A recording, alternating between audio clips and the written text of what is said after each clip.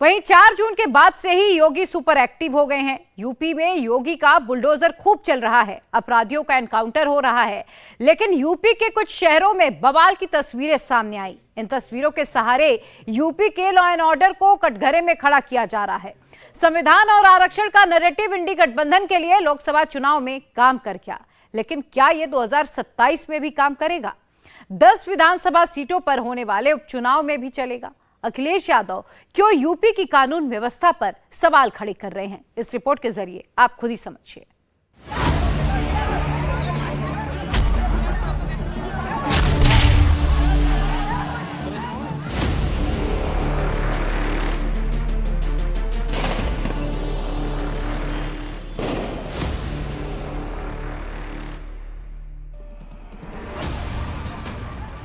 उत्तर प्रदेश में 24 घंटे के अंदर यूपी के 3 शहरों में बवाल हो गया। फिरोजाबाद, गाजियाबाद और बरेली की सड़कों पर जमकर उत्पात हुआ। फिरोजाबाद में पत्थरबाजी और आगजनी हुई तो गाजियाबाद में सड़क जाम कर दी गई। बरेली में 2 गुट भिड़े, यहां आगजनी हुई। फिरोजाबाद में चोरी के मामले में जेल में बंद आरोपी आकाश की मौत के बाद बवाल मचा। पोस्टमार्टम के बाद शव को चौराहे पर रखकर जाम लगा दिया गया। हालात इस तरह बेकाबू हुए कि कुछ लोगों ने पुलिस टीम पर पथराव कर दिया। बवाल के दौरान मृतक के परिजनों और स्थानीय लोगों ने पुलिस के साथ मारपीट की।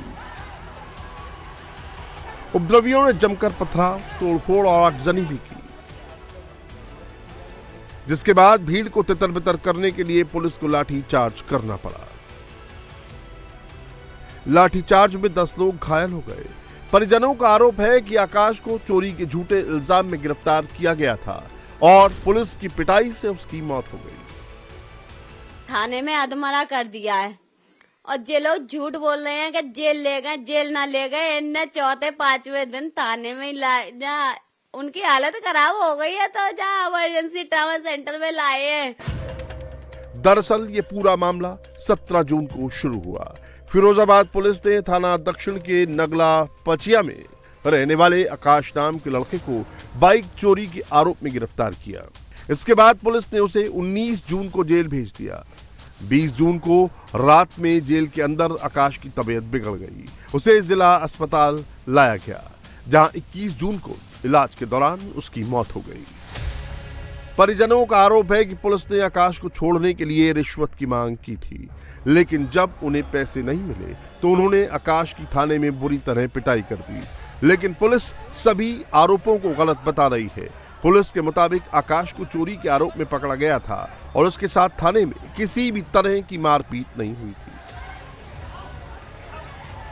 देखिए, इन आरोपों का मैं सिरे से खंडन करता हूं और पुलिस अभिरक्षा में जब भी कोई व्यक्ति लिया जाता है, उसको जब भी हम लोग न्यायिक अभिरक्षा में जुडिशियल रिमांड में अथवा जिसको जेल कहते हैं भेजा जाता है, उसके पहले प्रोटोकॉल के अनुसार, कानून के अनुसार उसका मेडिकल कराया जाता है और उसके बाद ही उसका रिमांड स्वीकृत कराया जाता है।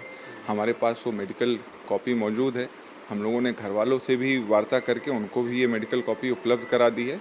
उस मेडिकल में जो विक्टिम है उसको कोई भी चोटें होना अंकित नहीं है। इस कारण से पुनः मैं इस बात की खंडन करता हूँ कि किसी भी पुलिस के व्यक्ति द्वारा उसकी मारपीट की गई है। फिरोजाबाद से 230 किलोमीटर दूर गाजियाबाद में पानी विवाद के चलते 2 लोगों की जान चली गई।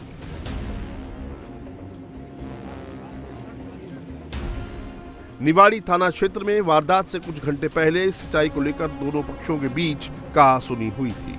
उस समय तो स्थानीय लोगों ने विवाद खत्म कर दिया, लेकिन देर रात जब पप्पू अपने दोनों बेटों के साथ घर जा रहा था, तभी आरोपी ने उनके ऊपर फायरिंग कर दी। गोली लगने की वजह से 2 लोगों की मौत हो गई, जबकि एक की हालत गंभीर है। वारदात से नाराज स्थानीय लोगों ने सड़क जाम कर दी। गाजियाबाद पुलिस ने 2 आरोपियों को हिरासत में ले लिया है। इन दोनों लोगों का गांव अलग अलग है।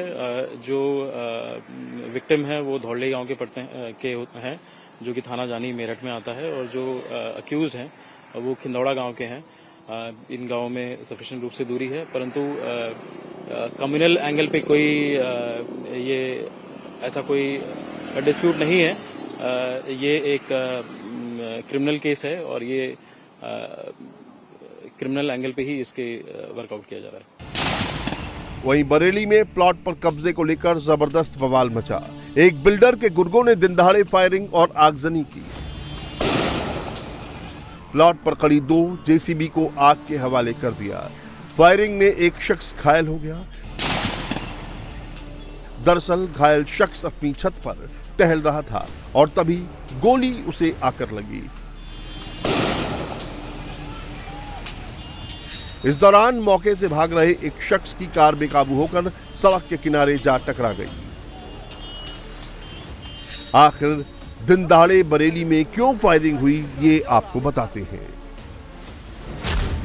वारदात इज्जत नगर थाना क्षेत्र में पीलीभीत रोड की बजरंग ढाबे के पास की है, जहां जमीन पर कब्जे को लेकर 2 गुट आपस में भिड़ गए। एक प्लॉट को लेकर राजीव राणा और आदित्य उपाध्याय नाम के शख्स के बीच विवाद चल रहा था। अचानक राजीव राणा जेसीबी लेकर पहुंचा और प्लॉट पर कब्जे की कोशिश करने लगा। इस बीच दोनों पक्षों के बीच फायरिंग शुरू हो गई। घटना काफ़ी संगीन है। इसको देखते हुए इसमें जो अपराधी इसमें मूल रूप से इन्वॉल्व रहे हैं उनके खिलाफ आगे चल के हम गैंगस्टर और एनएसए में भी कार्रवाई करेंगे।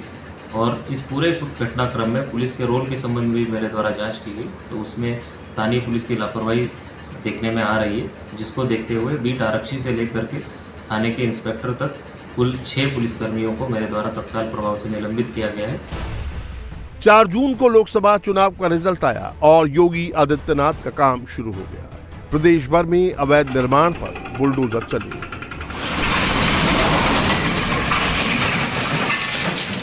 माफियाओं को उनकी असली जगह पहुंचाने का काम मिशन मोड पर जारी है। फिर यूपी के अलग अलग शहरों में उपद्रव की तस्वीरें क्यों आ रही हैं? क्या यूपी में कानून व्यवस्था फेल होने का नैरेटिव बनाने की कोशिश की जा रही है? ऐसा क्यों हो रहा है, उसे समझिए। अखिलेश यादव जानते हैं कि योगी की सबसे बड़ी ताकत यूपी का लॉ एंड ऑर्डर है। योगी की लोकप्रियता की सबसे बड़ी वजह महिला सुरक्षा और यूपी का सुधरता माहौल है। इसी वजह से अखिलेश ने फिरोजाबाद और अलीगढ़ बवाल के सहारे यूपी के लॉ एंड ऑर्डर पर सवाल खड़े किए। उपद्रव को चुनावों से जोड़ा। यूपी के 3 शहरों में हुए तनाव को दिल्ली और लखनऊ की लड़ाई से कनेक्ट कर दिया। यानी अखिलेश ये परसेप्शन बनाना चाहते हैं कि योगी और मोदी के बीच सब कुछ ठीक नहीं। अखिलेश को पता है यूपी में योगी सबसे बड़ा चेहरा है। एक बाजी में भले ही अखिलेश को बढ़त मिली, लेकिन सियासी जंग अभी बाकी है। 2024 की सियासी बाजी खत्म हो गई। अब तैयारी 2027 की है, लेकिन उससे पहले 10 विधानसभा सीटों पर उपचुनाव है। इनमें 5 सीटें समाजवादी पार्टी के कोटे की हैं, तो 3 सीटें बीजेपी की कब्जे वाली हैं। इसके अलावा 1 सीट आरएलडी और 1 सीट निषाद पार्टी की है। बाय इलेक्शन के रिजल्ट बताएंगे कि जो नैरेटिव 2024 में चल निकला, क्या वो 2027 तक जाएगा? यूपी की जनता ने जिस मुद्दे पर लोकसभा चुनाव में वोट डाला, क्या वही फॉर्मूला उपचुनाव और 2027 के विधानसभा चुनाव में भी काम करेगा? समाजवादी पार्टी और कांग्रेस गठबंधन को यूपी में 43 सीटों पर जीत मिली, जिससे गदगद अखिलेश यादव छुट्टियां मना रहे हैं, तो राहुल गांधी उत्तर से दक्षिण तक की सियासत साधने में जुटे हैं। लेकिन बीजेपी यूपी में खराब प्रदर्शन पर मंथन कर रही है। उसके बड़े नेता यूपी में घटी सीटों की वजह तलाश रहे हैं। उत्तर प्रदेश में बीजेपी को नुकसान क्यों हुआ? कैसे पार्टी वो सीटें भी हार गई जहां जीत का 100% कॉन्फिडेंस था? इसकी जानकारी यूपी बीजेपी के प्रदेश अध्यक्ष भूपेंद्र चौधरी ने भी जेपी नड्डा को दी। बीजेपी की फाइल रिपोर्ट अभी तैयार नहीं हुई है, लेकिन हारे हुए प्रत्याशियों और कार्यकर्ताओं से बातचीत के आधार पर जो निष्कर्ष निकला, उसके मुताबिक संविधान बदलने, आरक्षण खत्म करने का नैरेटिव यूपी चुनाव में खूब चला। अधिकारियों की मनमानी और जनप्रतिनिधियों की बातों की अनदेखी भी इस रिजल्ट की एक मुख्य वजह रही। इसके अलावा संविदा पर की जा रही भर्तियां और भर्तियों में आरक्षण न होने के मुद्दे को भी इंडी गठबंधन ने खूब अच्छे से बनाया। ये भी बात सामने आई कि कई जगहों पर बीजेपी समर्थकों के नाम वोटर लिस्ट से काटे गए थे, जिसकी वजह से बीजेपी का ग्राफ यूपी में नीचे चला गया। यूपी में बीजेपी की 2019 की तुलना में 29 सीटें कम हुई और पार्टी अपने दम पर बहुमत हासिल करने से 32 सीटें पीछे रह गई। यानी अगर पार्टी यूपी संभाल लेती तो अपने दम पर बहुमत के करीब पहुंच जाती। इसी वजह से बीजेपी का सबसे ज्यादा फोकस यूपी पर ही है। यूपी बीजेपी की जो रिव्यू रिपोर्ट तैयार हो रही है उसमें हारे हुए कैंडिडेट, मंडल अध्यक्ष और कार्यकर्ताओं से बात की गई है।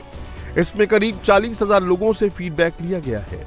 रिपोर्ट 25 जून तक तैयार होगी, जिसे बीजेपी के राष्ट्रीय पदाधिकारियों की बैठक में रखा जाएगा।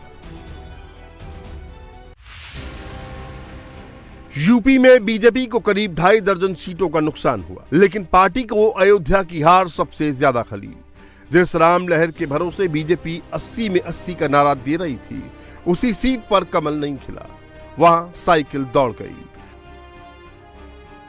हार की वजह तलाशने के लिए रिव्यू मीटिंग हुई तो उसमें हनुमानगढ़ी के महंत राजू दास की 2 मंत्रियों के सामने अयोध्या के डीएम से हॉट टॉक हो गई।